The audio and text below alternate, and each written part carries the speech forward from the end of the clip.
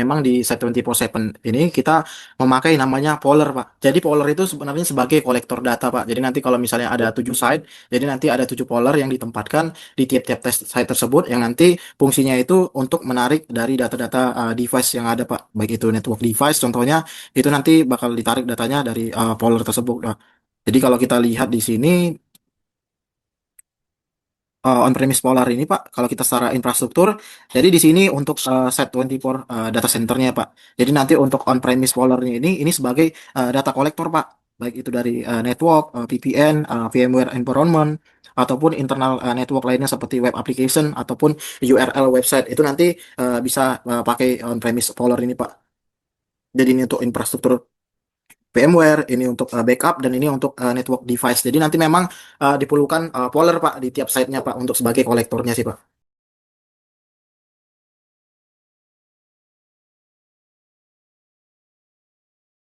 Jadi kalau Oke. kita lihat di Set24/7 Polar System Requirement, jadi nanti ini akan saya share ya, Pak, setelah meeting Heeh. untuk ininya. Jadi ini untuk spesifikasinya sih, Pak, untuk Polarnya. Jadi nanti pada saat penambahan device-nya itu nanti kita akan memilih dia itu ada di Polar mana, Pak, gitu sih, Pak.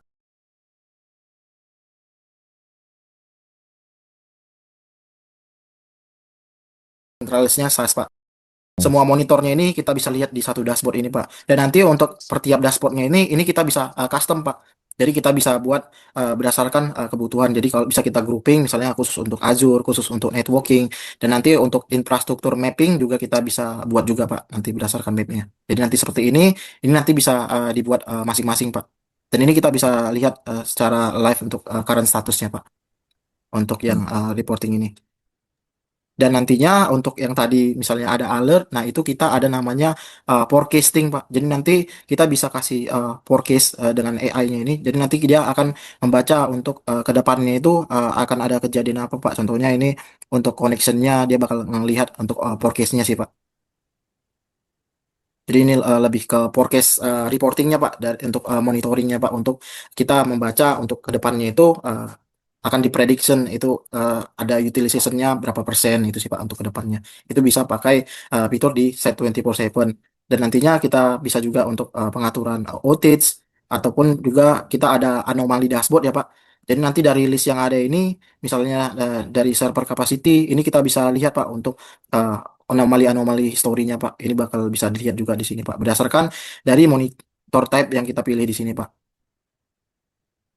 Dan yang untuk network, jadi nanti di sini ada beberapa ya, Pak, untuk networking kalau kita lihat di sini. Jadi kita bisa monitoring dari sisi network device dan network interface. Jadi nanti untuk yang network, ini contohnya Cisco Catalyst. Nanti interface-nya seperti ini sih, Pak, untuk availability-nya. Dan kalau memang diperlukan flow untuk interface-nya nanti bisa di-enable, Pak, untuk flow-nya, Pak. Jadi nanti untuk enable-nya itu yang pastinya kita memang pilih on-premise Polar-nya dulu, baru dipilih untuk flow export configuration-nya, Pak. Jadi kalau kita lihat di sini untuk contoh flow-nya di sini, ini untuk contoh interface device-nya ya, Pak.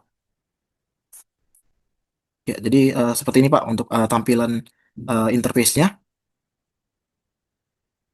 Dan kita bisa lihat untuk time period-nya di sini. Jadi nanti dari sisi application kita bisa lihat application itu konsum traffic berapa banyak, traffic out dan in-nya kita bisa lihat di sini. Dan nanti untuk source-nya kita juga bisa lihat, Pak, untuk source-nya, untuk destination-nya kita bisa lihat juga, QoS-nya, conversation-nya, dan outage-nya. Jadi kalau misalnya kita ada ingin melakukan outage, nanti kita bisa tambahkan di sini, Pak, untuk scheduling outage atau pemadaman untuk maintenance contohnya, Pak. Dan ini untuk inventory-nya, untuk list inventory. Jadi nanti bakal kelihatan untuk monitoring location-nya itu ada pakai Polar apa, Pak. Dan di sini nanti di awal kita bisa melihat untuk device performance-nya, Pak. Jadi nanti reset flow-nya, volume-nya, traffic-nya, ini bakal kelihatan di sini, Pak, di bagian net flow device ini, Pak. Lalu untuk yang sisi network ini bisa ke bagian network ya, Pak.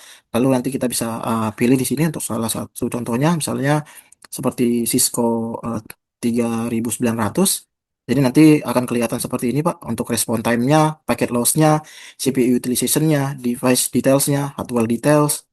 Lalu dari sisi interface-nya, nanti kita bisa melihat ada berapa banyak interface dan kita bisa buat threshold configuration-nya di sini Pak.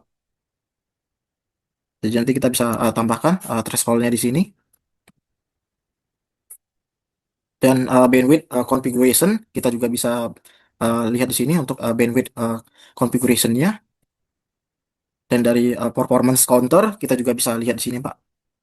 Dan dari sisi routing, hardware, ini kita bisa lihat juga dari sisi hardware-nya Pak untuk temperatur temperatur sensor dan fan sensor dan power sensornya Pak. Lalu untuk VoIP monitor, ini kita juga bisa kalau misalnya memang dibutuhkan untuk VoIP monitor. Lalu SNMP trap, jadi nanti untuk misalnya ada pemakaian SNMP trap, kita bisa lihat di sini Pak untuk SNMP trap-nya Pak. Dan untuk one monitor, ini kita bisa lihat Pak untuk one monitornya di sini. Untuk roundtip availability history-nya, di device details-nya, outage-nya, inventory-nya, dan log report-nya nanti bisa di-collect di sini, Pak. Jadi nanti kita bisa download juga untuk reporting-nya, untuk report dari log-nya, Pak. Dan ini bisa juga, kita memang sudah include ya, Pak, di satu dashboard itu untuk reporting. Jadi nanti ada saya jelaskan juga untuk reporting-nya. Dan ini untuk log dari setiap alert-nya, Pak. Dan nanti setiap alert log dia akan kelihatan di sini Pak untuk yang networking. Dan untuk yang seperti SD-WAN juga bisa kita monitoring di sini Pak untuk SD-WAN. Dan nanti kita bisa lihat detailnya dari summary dari SD-WAN-nya. Lalu untuk customer-nya kita bisa lihat di sini untuk HJ-nya, untuk outage-nya, inventory-nya, log report, dan alert report. Itu nanti bisa dilihat Pak di bagian network ini Pak. Dan nanti kita juga bisa melakukan IP management juga ya Pak. Jadi di bagian network ini kita bisa melakukan IP management juga Pak. Jadi nanti kita bisa melihat IP-IP yang available. Ini kita bisa manage dengan IPAM yang ada Pak, IP management Pak.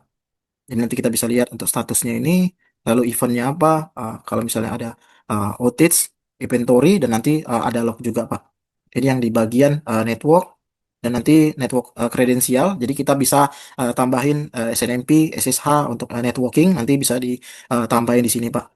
Dan nanti untuk device template, kita juga ada beberapa device template ya Pak, yang sudah disediakan set 24/7, nanti akan ada di sini Pak. Jadi nanti ini untuk yang bagian networknya. Jadi ini untuk yang template-template device-nya. Jadi nanti bisa dicari di sini untuk nama device-nya, untuk template-nya ya Pak. Dan di sini kita bisa melakukan network discovery juga. Jadi nanti dari on-premise folder yang ada, dia bakal nge-collect dan nanti akan nge-list di sini Pak untuk network device-nya Pak.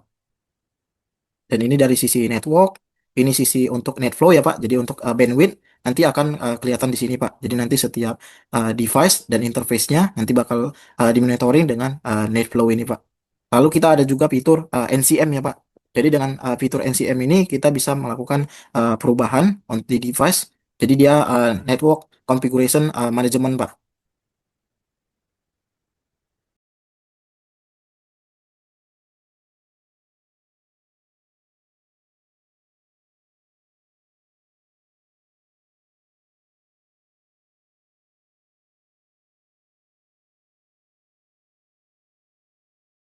Jadi nanti bisa diubah di sini. Jadi nanti configuration draftnya bisa ditambahkan di sini Pak untuk configuration draftnya Pak. Dan nanti kalau misalnya ada perubahan, kita bisa compare Pak setelah diubah dan sebelum before diubah Pak. Dan nanti sebelum perubahan nanti bakal kelihatan di sini Pak. Jadi ini nanti kita bakal bisa ngelihat di sini Pak untuk config summary-nya Pak. Jadi untuk compliance-nya kita bisa lihat juga untuk compliance-nya sampai ke vulnerability. Jadi nanti di device tersebut kalau misalnya ada vulnerability nanti bakal bisa kelihatan di sini juga Pak. Dan untuk setiap operation history seperti backup ini nanti bakal kelihatan di sini Pak untuk perangkatnya. Lalu yang berikutnya adalah sisi dari outage, inventory, dan log Pak. Jadi di sini kita bisa melihat current configuration-nya.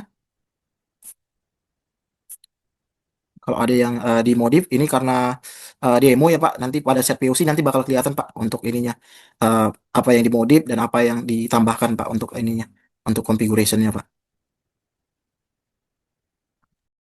Nggak ada config led juga Pak, iya Pak. Ini kalau kita ingin menambahkan config script gitu sih Pak. Bisa Mhm. ditambahkan di sini baru nanti di execute Pak. Contohnya configure terminal, enable password gitu Pak. Jadi nanti di execute dari sini Pak.